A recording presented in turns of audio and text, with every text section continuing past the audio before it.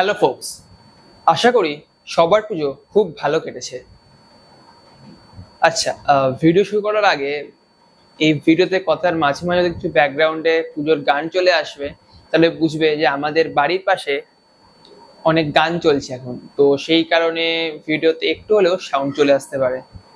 আজকের ভিডিওটা আমার চ্যানেলের অন্য ভিডিওগুলোর থেকে একটু হলেও আলাদা হতে চলেছে, কারণ আজকের ভিডিওতে আমি তোমাদের দেখাবো আমি আমার এই গোটা পুজোতে যে ছবি তুলেছি তার মধ্যে থেকে কিছু শর্ট লিস্টেড ছবিকে আজকে তোমাদের সাথে শেয়ার করতে চলেছি। এবং এটাও বলবো যে পুজোতে তোমরা তো জানোই যে কি পরিমাণে ভিড় হয়, আর কলকাতার প্যান্ডেলগুলোয় তো ভিড়ের পরিমাণ মানে কিছু বলার নেই আর। তো সেই ভিড়ের মধ্যেও কিভাবে চলন্ত অবস্থায় ছবিগুলো এত ক্লিয়ার এসেছে, তো তার আমি কেমন সেটিংস ইউজ করেছি, তো সেই এক্সপিরিয়েন্সগুলো আমি তোমাদের সাথে শেয়ার করবো আজকে।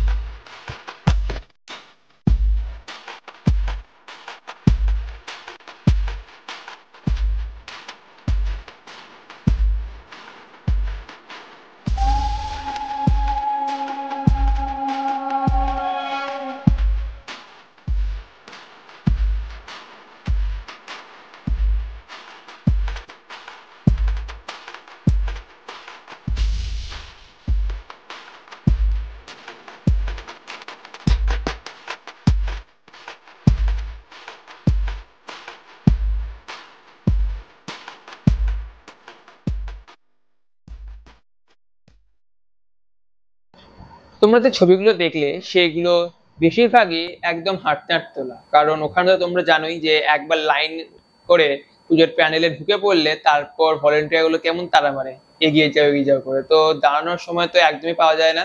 প্রতি ছবির জন্য আমি 2 to 3 শট নিয়েছিলাম। এবার তার মধ্যে থেকে যেটা আমার পার্সোনাল ফ্রেমিং ভালো লেগেছিল সেটাই আজকে আমি তোমাদের দেখালাম। এই ছবিগুলো আমি কিভাবে তুললাম, প্রথমত আমি যে গিয়ার ইউজ করেছি সেটা হলো ক্যানন EOS R10, তার সাথে 18-150 লেন্স, যেটা ভেরিয়েবল অ্যাপারচার। তো যারা ফটোগ্রাফার তারা বুঝবে যে ভেরিয়েবল অ্যাপারচার হওয়ার কত প্রবলেম থাকে, বিশেষত রাত্রে ছবি তোলার জন্য। তো তোমরা সাপোর্ট করো যত তাড়াতাড়ি আমি আমার ড্রিম লেন্স 70-200 mm 2.8 কিনতে পারি। তো প্রথমত আমি শাটার প্রায়োরিটি মোডে ছবিগুলো তুলেছিলাম, কারণ ভিড়ের মধ্যে ম্যানুয়ালের সব সেটিংস করে ছবি তুলতে গেলে ফ্রেমই আমি পেতাম না। তো আমি সেই কারণে শাটার প্রায়োরিটি অপশন ইউজ করেছিলাম, যাতে আমি আমার জাস্ট ফোকাল লেন্থকে চেঞ্জ করে তার ডবল আমি অ্যাপারচার রাখতে পারি, যেটা চেঞ্জ করা খুব একটা চাপের কাজ না। তো আমি আমার ফোকাল লেন্থকে মোটামুটি 35mm টু 125mm রাখছিলাম, যার সাথে তার ডবলে আমি রাখছিলাম আমার শাটার স্পিডকে। এবার মেন খেলা তো আইএসওর, কারণ রাত্রিবেলায় বেশি আইএসও বাড়ালে ছবিতে গ্রেন চলে আসে। তাও আমি চেষ্টা করেছিলাম আমার আইএসও কে খুব যাতে না পারে, আমি 800 থেকে 1600-র মধ্যে আইএসও রাখছিলাম।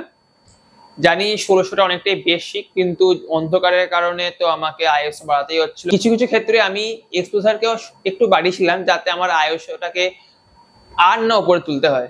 তো এইগুলো তো আমি জাস্ট ক্যামেরা সেটিংস, ক্যামেরা গিয়ারের কথা বললাম। এবার ছবি তোলা হচ্ছে পুরোটাই এক্সপিরিয়েন্সের ব্যাপার, কারণ তুমি ফ্রেমকে কিভাবে দেখছো, তুমি কিভাবে ভাবছো, পুরোটাই তোমার নিজস্বতা।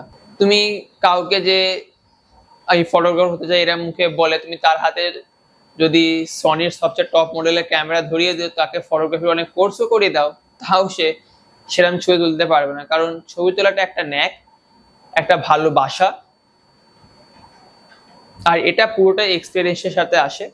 আমি নিজে এখনো প্রত্যেকটা শট নেওয়ার সময় নতুন নতুন করে শিখি যে কিভাবে কোন অ্যাঙ্গেল থেকে ছবি তুললে ফ্রেমকে কেমন রাখলে, কারণ অনেক সিম্পল ফ্রেমও খুব সুন্দরভাবে ক্যাপচার করলে বেশ হাইফাই দেখতে লাগে। আর আমি প্রত্যেকবারই নতুন নতুন করে শিখি, আর সেই শেখার জার্নিতে আমি এখন তোমাদেরকেও জুড়লাম। আমি আমার এক্সপিরিয়েন্সটা এখানে শেয়ার করব, যাতে আমার সাথে সাথে আরো অনেকে গ্রোথ করতে থাকে, কারণ growth mindset is very essential to overall growth.